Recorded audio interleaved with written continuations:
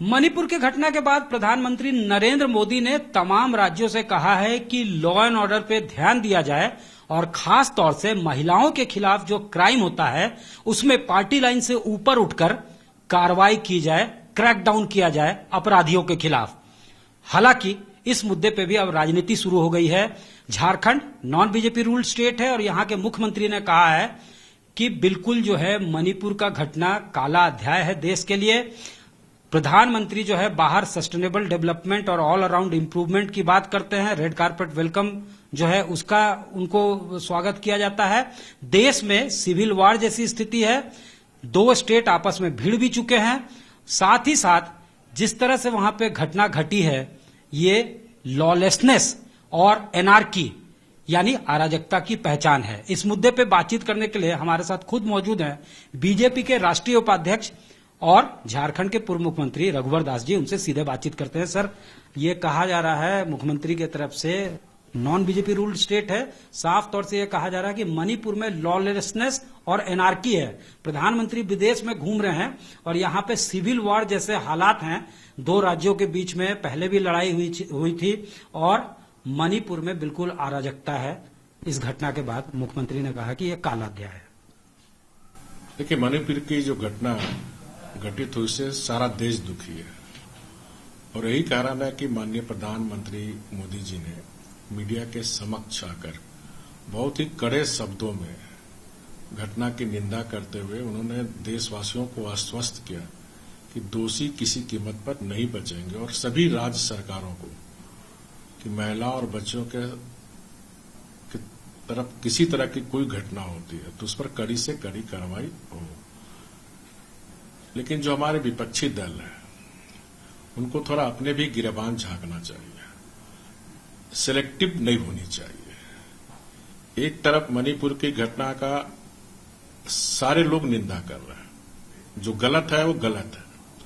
साथ ही साथ जो राजस्थान में घटना घटी, महिलाओं को जिंदा जला दिया गया, पश्चिम बंगाल पंचायत चुनाव में किस प्रकार महिलाओं के साथ बलात्कार करके 400-500 परिवार बेदखल हुए, दूसरे राज्य में शरण लेना पड़ा असम जैसे राज्यों में। और जहां तक झारखंड के हमारे माननीय हेमंत सोरेन मुख्यमंत्री जी, उनको अपने भी गिरेबान में झांकना चाहिए। जब से राज्य का मुख्यमंत्री बने हैं तब से झारखंड के नाबालिग बच्चियों के साथ, महिलाओं के साथ जो सामूहिक बलात्कार हो रहा और खासकर वो महिलाएं सब आदिवासी और दलित। माननीय मुख्यमंत्री के विधानसभा क्षेत्र में भी ट्यूशन पढ़ के आ रही थी 5वीं क्लास की बच्ची, उसके साथ बलात्कार होना। साहेबगंज में अभी हाल में ही आपने देखा जो हमारा आदिम जनजातीय पहाड़िया जाति रूबिका पहाड़िया, किस तरह उसके टुकड़े टुकड़े करके उसकी हत्या हुई। उसी तरह दुमका में हम सब ने देखा अंकिता को किस प्रकार एक बांग्लादेशी युवक ने लव जिहादी के नाम पर जिंदा जला दिया। दुमका के ही क्षेत्र में एक नाबालिग बच्ची के साथ रेप करके हत्या करके उसे पेड़ पे लटका दिया। साहेबगंज में भी घर से उठाकर युवती को रेप किया गया। गोड्डा में भी घर से घुसकर लोगों को बंधक बनाकर साध्वी से गैंग रेप किया। इसी तरह गमरिया में आदिवासी युवती के साथ, गुमला के चैनपुर में जो क्रिसमस गैदरिंग से लौट रही थी वो भी किशोरी बच्ची को उसके साथ भी गैंग रेप। गुमला के सिसई में भी 9वीं की छात्रा के साथ भी गैंग रेप। लोहरदगा के भंडारा में भी नाबालिग लड़की से गैंग रेप। गुमला के रायडी में 5 नाबालिग छात्राओं का अपहरण करके गैंग रेप। कोडरमा में दलित बेटी से दुष्कर्म कर कुएं में फेंका। हजारीबाग के दारू में दलित बच्ची से सामूहिक बलात्कार।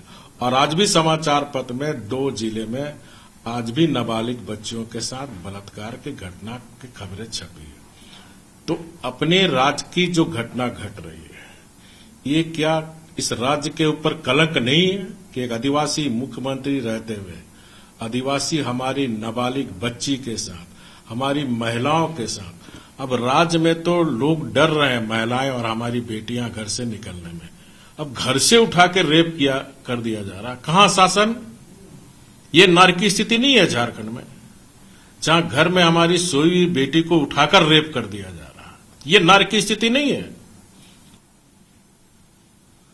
झारखंड की जनता इस सरकार से मोहभंग हो गया।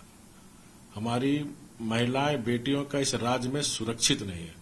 महिला बेटी नहीं, अब राज्य में कोई सुरक्षित नहीं है। जज की दिन दिहाड़े हत्या हो रही है, वकील की हत्या हो रही है, पत्रकार की हत्या हो रही है। सामूहिक आदमी की बात तो छोड़ दे। इस राज्य में अपने यहाँ की जनता अपने आप को अपने राज्य में असुरक्षित महसूस कर रही है। तो माननीय मुख्यमंत्री सुरक्षित है, संगठित गिरोह के लोग उनको भी जो है टारगेट कर रहे हैं। हाँ, डीएसपी को अमन साव गिरोह है, फिर आपका प्रिंस खान जो है जिसके खिलाफ रेड कॉर्नर नोटिस जारी किया गया है। रेड कॉर्नर और ब्लू कॉर्नर नोटिस दुबई से बैठ के ऑपरेट कर रहा है। अभी हाल में 2-3 दिन पहले ही किस तरह डीएसपी पर हमला हुआ क्रिमिनल के द्वारा। धनबाद में बासेपुर का गैंग अलग चल ही रहा, खुलेआम वीडियो बना के चुनौती दे रहा प्रशासन को। जरा अपने राज्य की भी चिंता करो। राज्य की जनता ने आपको आपने आदिवासी का रोना लेकर आदिवासी अबुआ राज, तो अबुआ राज का बबुआ मुख्यमंत्री, थोड़ा राज्य का हमारा आदिवासी जनजाति समाज की भी चिंता करो। सिर्फ खाली वोट के लिए आदिवासी नहीं। आज उसकी स्थिति क्या है ये आदिवासी समाज भी देख रही है। तो अपने गिरबान में झांको कि आपके यहाँ क्या मां महिला सुरक्षित है, क्या आपके यहाँ क्या स्थिति है। ठीक है, थैंक यू। रघुवर दास जी, साफ तौर से इनका कहना है कि सेलेक्टिव होकर टारगेट करना किसी को ये कहीं से भी फेयर नहीं है। और जब आप आरोप लगाते हैं तो अपने गिरेवा में भी झांके।